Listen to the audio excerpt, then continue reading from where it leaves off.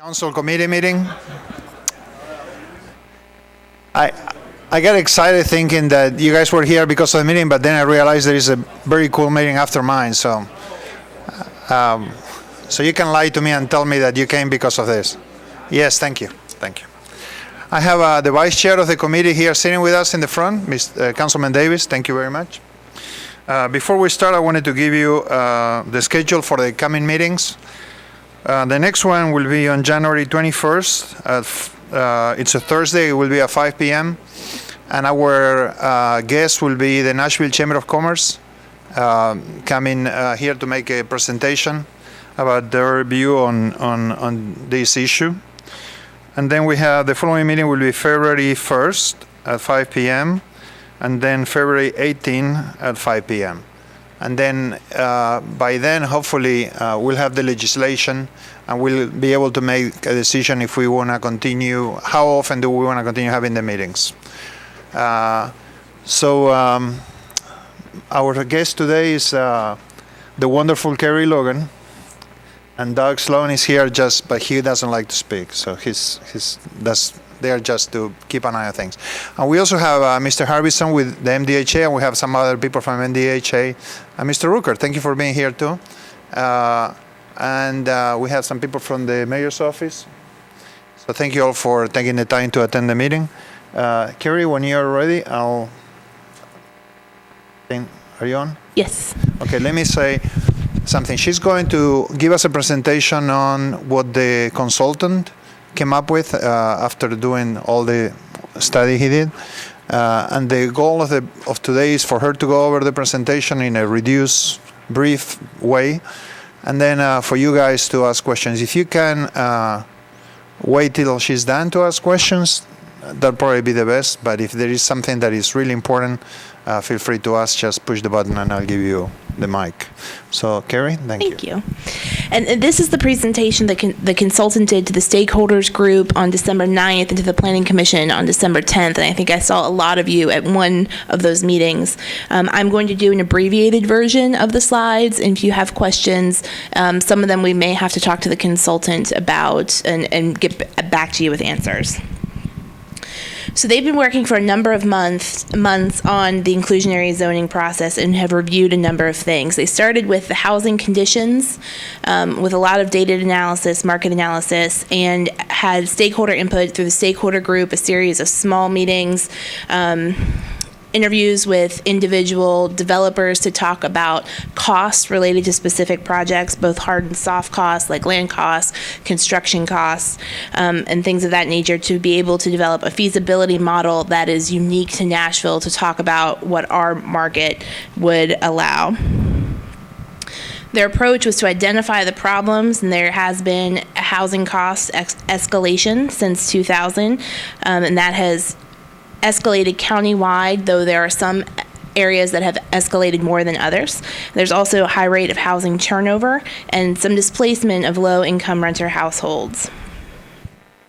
They had several recommendations. The first recommendation was to identify a dedicated funding source, and that funding source could be more flexible than a lot of the uses of federally funded money that can be used now. So as a local source, Metro could use those towards rehabilitation and maintenance, down payment assistance, even some things like supportive services in lower income developments, as well as new production and land acquisition to do some land banking, which would be holding on to land for developers to develop later, or potentially Metro to develop later.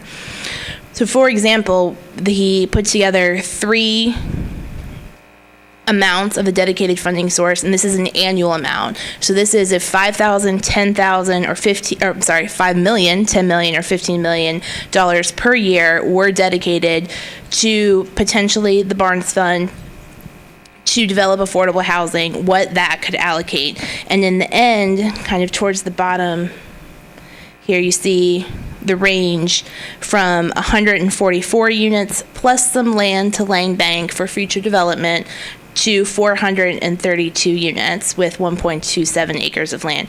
Now, I will say that some of these, the possible allocation here in the middle is just an assignment to show what it could look like as far as production, there would be an opportunity for more discussion about whether more money wanted to go towards rental units or toward acquisition or toward supportive services, that kind of thing. So all of this would be allocated at a later date. These are just examples of how the money could be used. So the two inclusionary zoning options that they evaluated were the mandatory inclusionary zoning and voluntary inclusionary zoning. Mandatory inclusionary zoning would require developers with any permit to include affordable housing units, and there are some issues with this particular approach. The biggest one is that it would likely not apply to rental units in the state of Tennessee because of the state rent control provision, which in our current market means it would impact a very small portion of the current housing market, since it is predominantly rental units that are being developed right now. There's also the issue, in some cases, it's shown that the overall housing market rate units have shifted to make up for the affordable housing units when it has been based on a mandatory approach and not an incentive-based approach. So the second option is the voluntary inclusionary zoning option. It has a lot of the same advantages, but the biggest disadvantage is that it only works if the incentives are compelling enough. And so a lot of the things that we'll talk about later are incentives that need to be coupled with the voluntary inclusionary zoning option. This slide shows the production consideration between mandatory and voluntary, both in the current market and in a typical market. So the current market is approximately 60% rental units and 40% for sale units. A more typical market is 30% rental and 70% for sale. So because our current market is weighted towards rental units so heavily, that's why you see the production levels to be a little bit lower here in the mandatory inclusionary zoning than the voluntary inclusionary zoning, because under the voluntary, they would be incentivized to provide them whether they were doing for sale or rental. So they did recommend to have a countywide inclusionary zoning ordinance that would be incentive-based, though the incentives would be targeted towards the UZO and some of the more major arterials. They looked at a project trigger of 5 units, so anything that was changing entitlements above 5 units, whether they were asking for new uses, density, additional square footage, or height, and they resulted in 5 units, that some portion of that had to be dedicated to affordable or workforce housing. In this section, you can see the set-asides that they've recommended during the December 9th and December 10th meetings. He has continued work on the feasibility model, and we are still working on refining those percentages for the set-aside to see whether they could continue to be tweaked for different AMI levels in different areas. They also looked at incentives for each of the affordable units, which would be some grant program per unit for the for sale units, and then a grant program for the rentals that would be equal to, it would function like a pilot program where the taxes on the rental project would be abated for a certain number of years. This slide breaks down some of the thoughts at the time between inside the UZO and along the collector's arterials and outside of the UZO. So again, it would apply countywide equally to any project that's seeking to modify entitlements, and would apply above 5 units. The set-aside would vary depending on location and the construction type. Those are the kinds of things that we're looking at tweaking a little bit now. And then affordability duration for 30 years for sale projects and 15 years for rental projects. The third recommendation was to have a grant program that functioned like a tax abatement. So that would work that the taxes on a specific rental project would be frozen. In this presentation, they recommended at a pre-development level, that we are looking to see whether projects would need all of that all of that tax amount frozen, or whether it could be a certain portion of it just to make up their costs on a particular project. With that tax abatement, in his feasibility model, the projects perform better choosing to include affordable housing or workforce housing at the required percentages than they do to do the development by right without the grant program. With all of these recommendations, there are some things in the zoning code that would need to be modified to direct the various incentive programs toward affordable and workforce housing. There are a number of things in the downtown code specifically, like LEED, parking garage liner buildings, and open space that are incentivized. Right now, there are certain conditions that the zoning code incentivizes just including residential uses at all, not even affordable or workforce housing residential units. So looking at those existing bonuses along with tweaking the process for different kinds of entitlement changes, like changing the height within the UZO through special exception, the adaptive residential that's available in CS along many of our corridors, and making sure that it applies to amendments to the zoning code as well as to all SPs. There are also some organizational recommendations, namely around expanding the authority of the Barnes Fund, and having them have additional responsibilities like potentially acquiring land, developing land, or owning and maintaining affordable housing, as well as administering a down payment assistance program and a maintenance or rehabilitation assistance program. Do you want me to go through the additional? Let's see if anybody has any questions so far. Do we have any? I think Councilman Withers, you no? Okay. Okay. Henderson. Angie, yes. Carrie, can you clarify? You spoke to it, but I didn't quite follow the production estimates on page 7 and 8 here between mandatory and voluntary.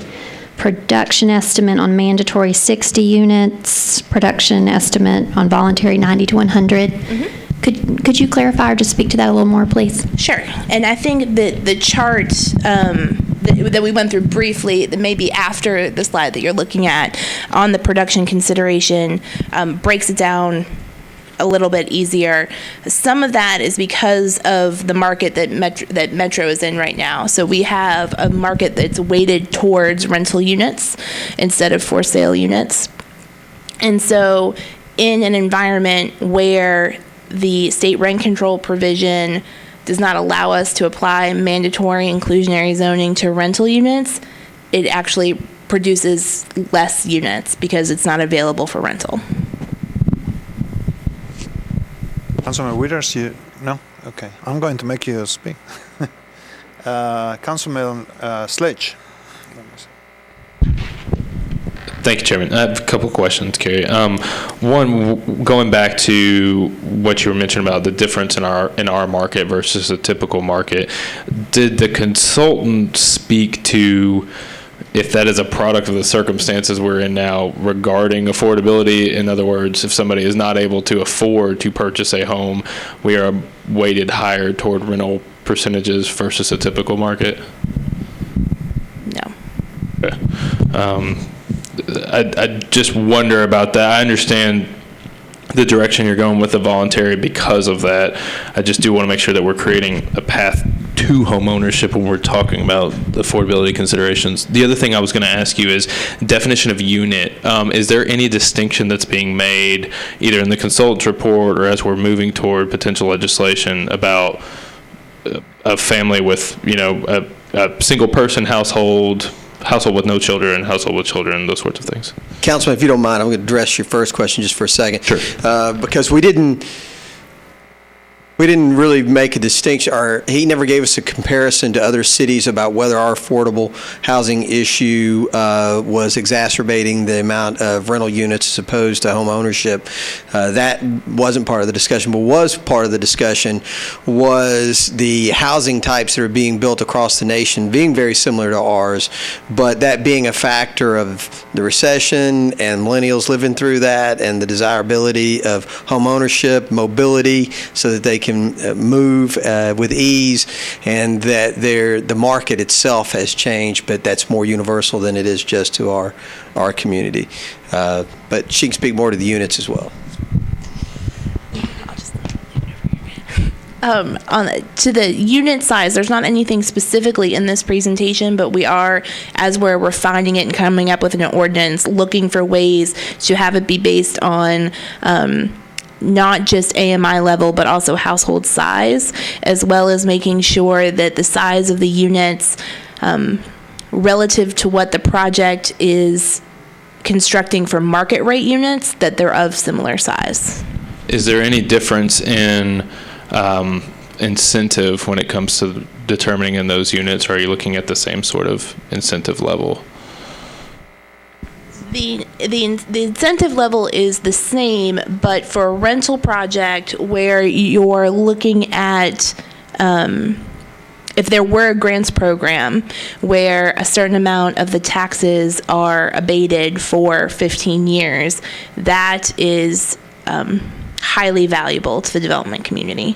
And so regardless of the unit size, that model has worked out that it's better to provide the units with the grant program than it is to build by right without the grant program.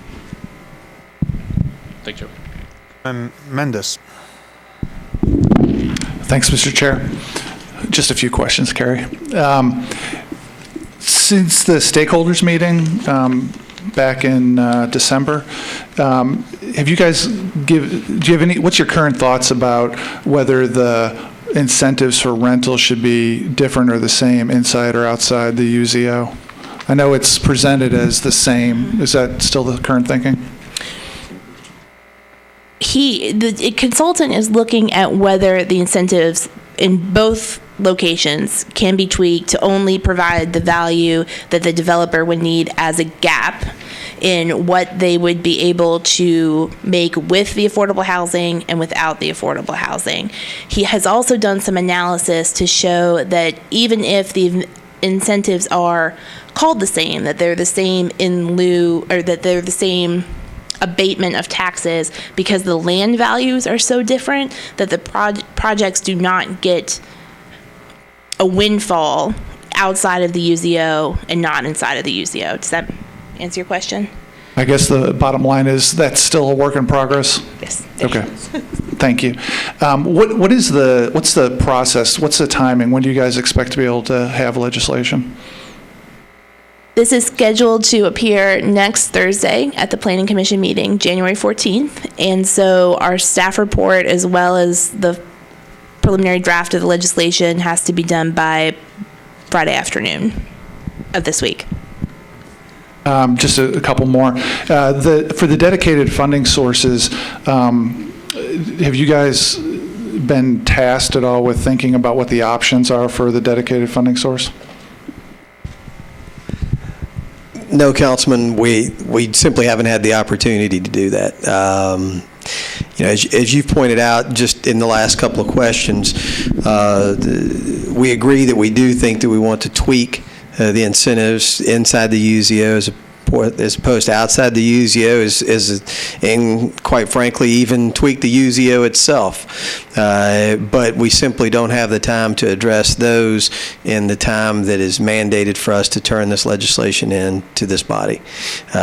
So we're not also able to turn around and also think about, well, what would the funding sources be? What percentages, what types of taxes are available to raise the amounts, because we still need to have a conversation with the community and with this body, certainly, as to which one of those amounts is the correct amount annually to put forward for this, and then we can start to talk about where those funds would come from.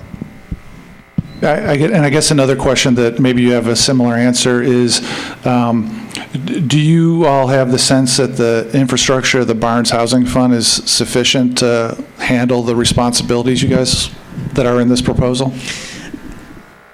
To the degree that I understand the Barnes, the infrastructure that exists for the Barnes Fund today, under my understanding, I do not think that they are currently equipped to handle the type of yeah, and it is in this presentation that expands staffing.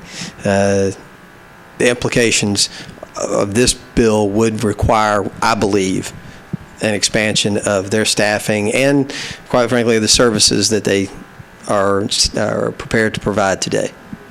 Do you have a sense of the scope of expansion of personnel that would be required? I don't, because again, until we know the amount, then we don't know how much staffing is going to be necessary even to monitor not only how you distribute those funds, but in what percentages you distribute those funds, and then how many people would it take to continue to monitor the housing that you create to make sure that it is used appropriately. So we couldn't say at this stage. Additionally, I know that the legislation speaks directly to the Barnes Fund, but certainly through the conversations that we've had over the last 6 months, whether or not the other entities ought to be used for specific purposes that might eliminate at least some of their staffing needs for the Barnes Fund. And then just one other topic.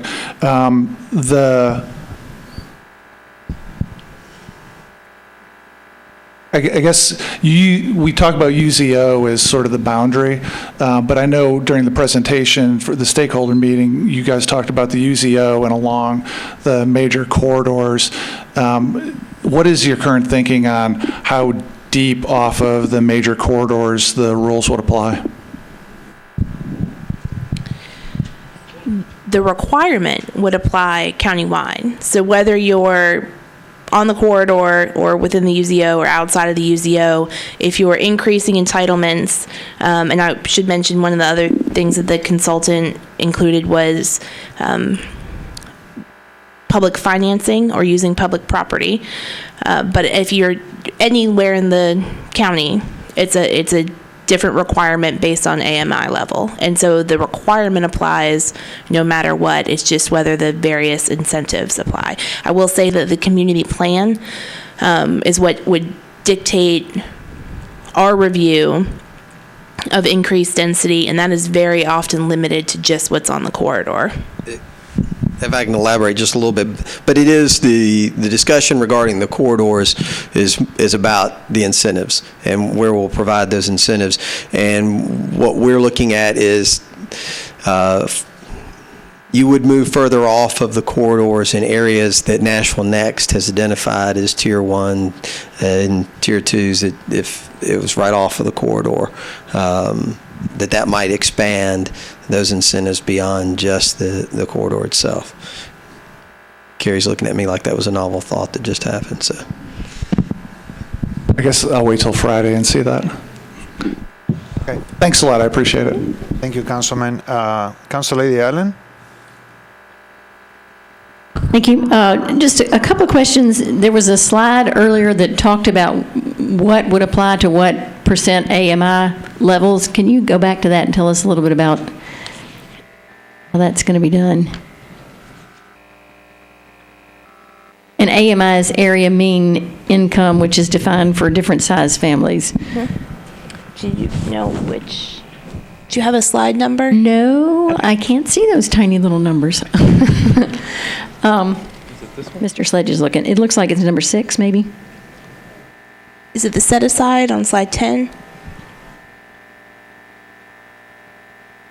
There was one where I thought I saw 80% and 60% AMI was what things would be applied to, and I just was trying to get a better feel for how that was being divvied up.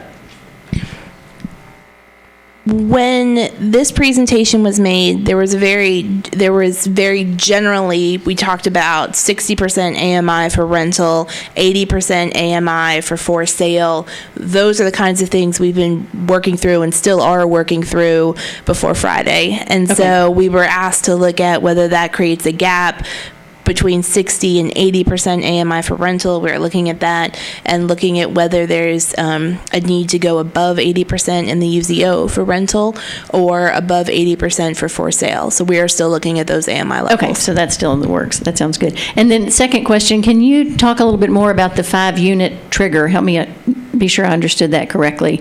Are you saying that if there is a project whose zoning entitlement increase is more than 5 units, that would be triggered? Or, so if there's a project that has 5 units and they ask for a zoning entitlement that would make them go to 6 or 7, would it apply there? Any change in development entitlement would trigger the affordable housing requirement, including the addition of non-residential uses. And so what we're working on is a construction requirement for residential uses above 5 units. Okay. That would have a certain percentage based on AMI level or location, and potentially some options in there if a developer wanted to do 60% AMI for rental or 80% AMI for rental. Maybe the percentage required, the set aside requirements are different for those two. And then off of that as well, the AMI levels and the location levels would change. So all of those are issues that we're still working out. Okay, thank you. Thank you, Councilor. I have Councilman Davis wants to ask a question.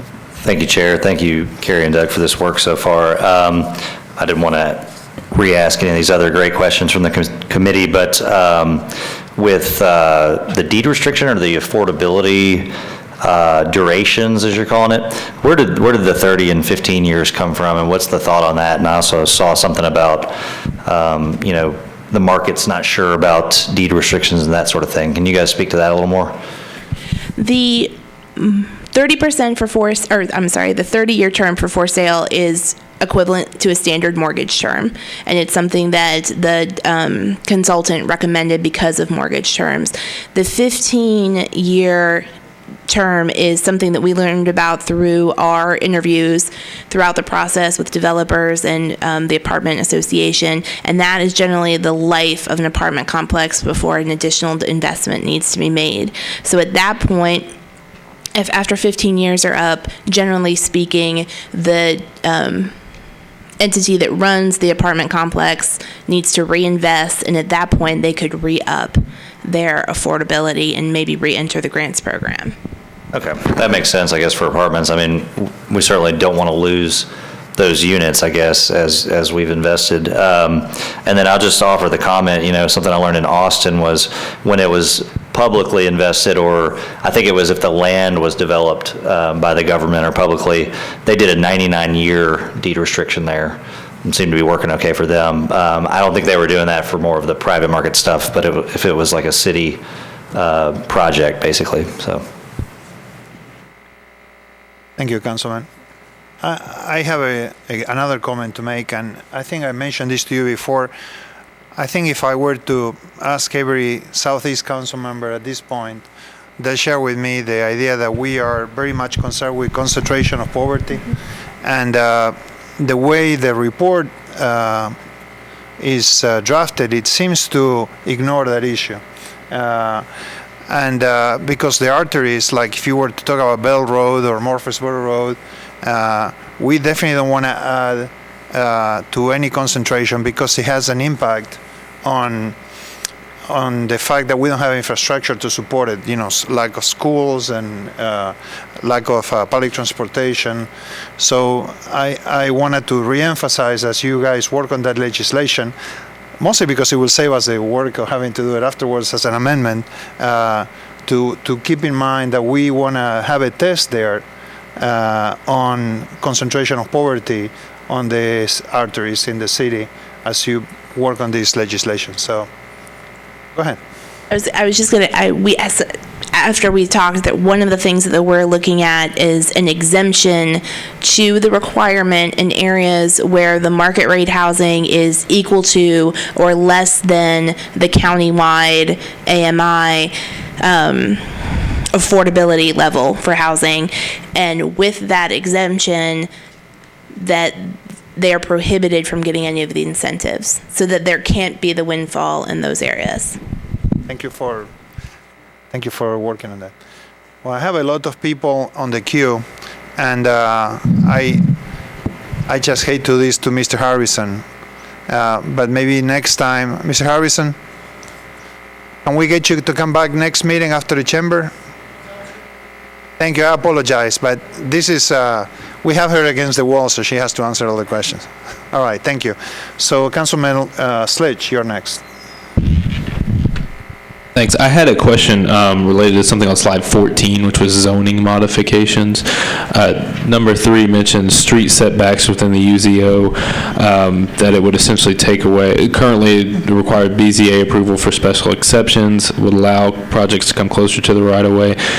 As it stands right now, where is that? I don't want to go to the point where I obviously am in extreme support of this. I just don't want us to go say automatic 0-foot setbacks on every affordable project. Well, right now, in the UZO, you can go to the BZA for a special exception for a request to reduce your front setback. You can also, within the UZO, go for a request to increase your height on your development. Probably not for the street setback, but probably for the height.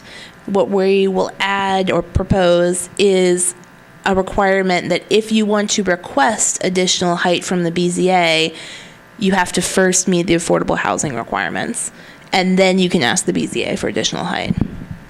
Thank you. That clarifies it. Thank you. Councilman Wieters. Actually, Councilmember Sledge asked the question, and I've received the answer that I was looking for. Thank you both. He's good.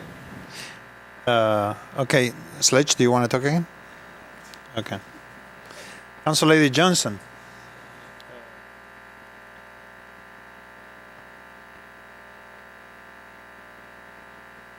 Okay. Thank you, Chair Bedney. I have some concerns, and it's regarding the corridors.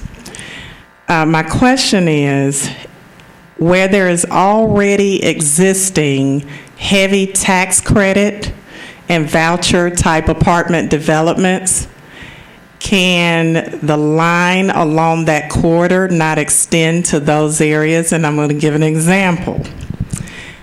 Out on Hamilton Church Road and Murfreesboro Road, there's a full tax credit property right there. Across the street, where Walmart is, heading towards, I guess that's Mount View, well, that's the other side of Hamilton Church Road, behind Walmart.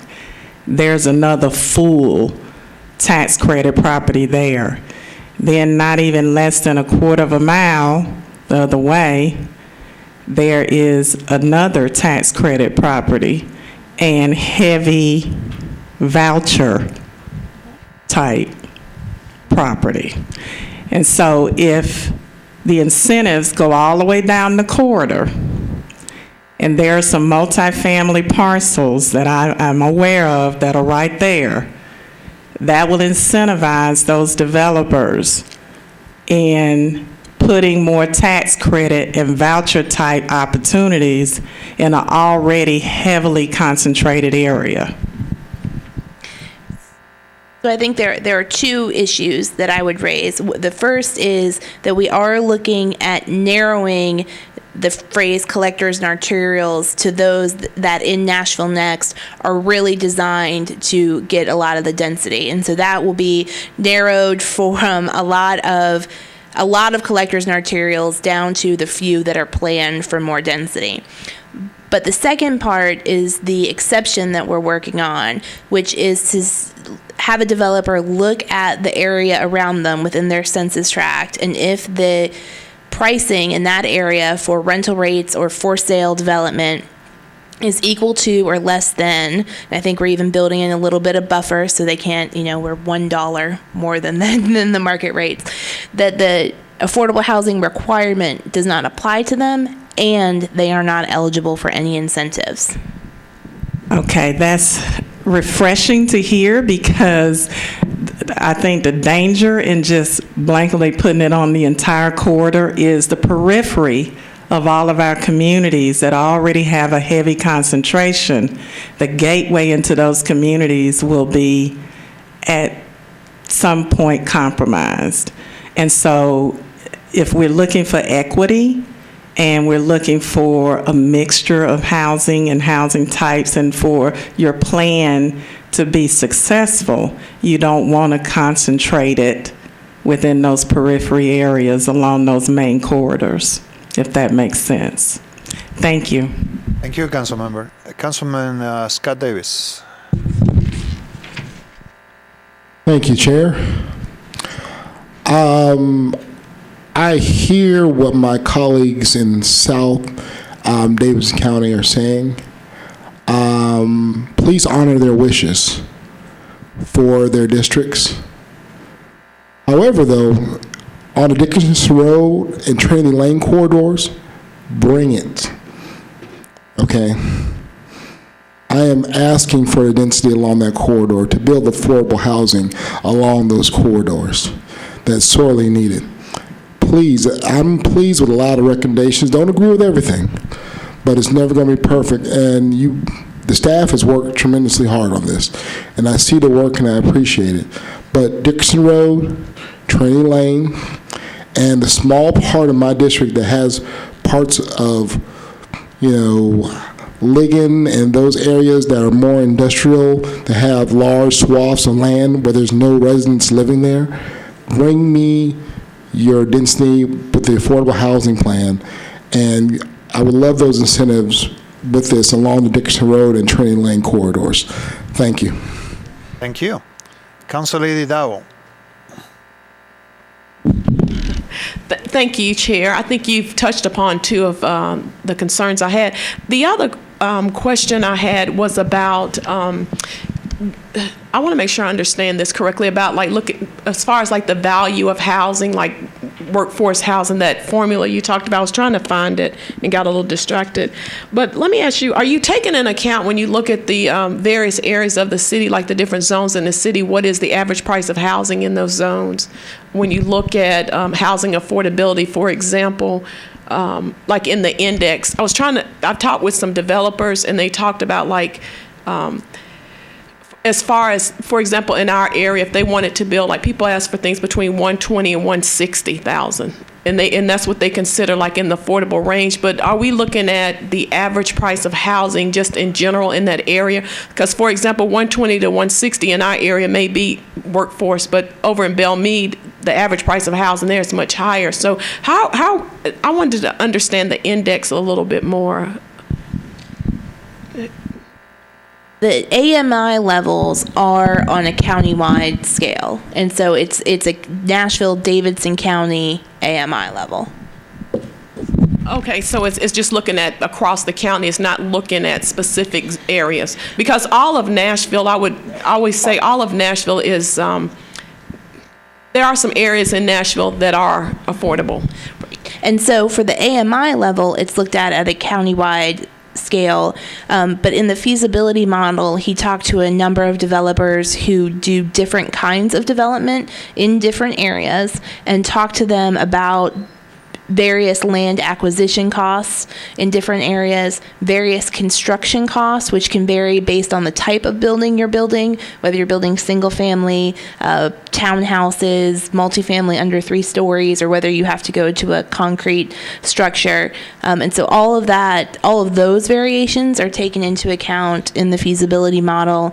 And then that's where the exception comes in, that if you are affordable on a county-wide level, that you would not be eligible for the incentives, because in that case it would produce a windfall for the developer in those areas.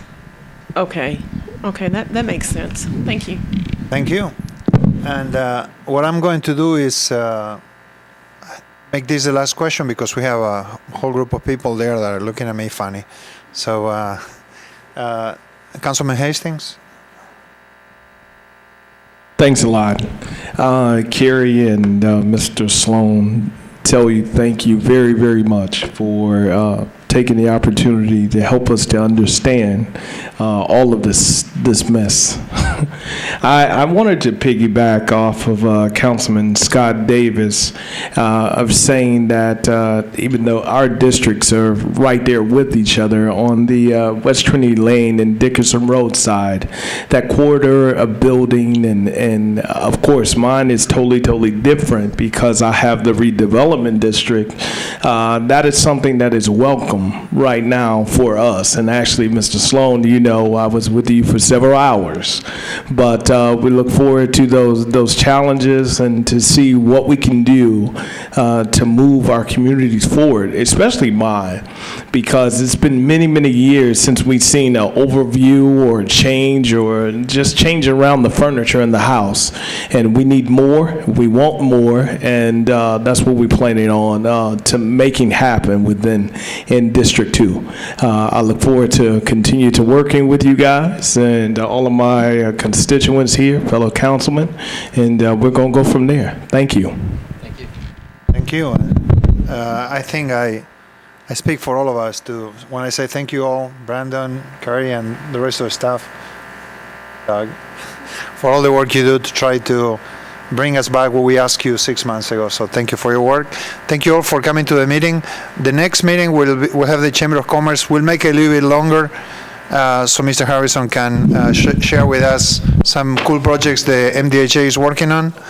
Keep in mind that after we get the legislation from them, our job will be to review it and decide if we want to approve it or amend it or send it back.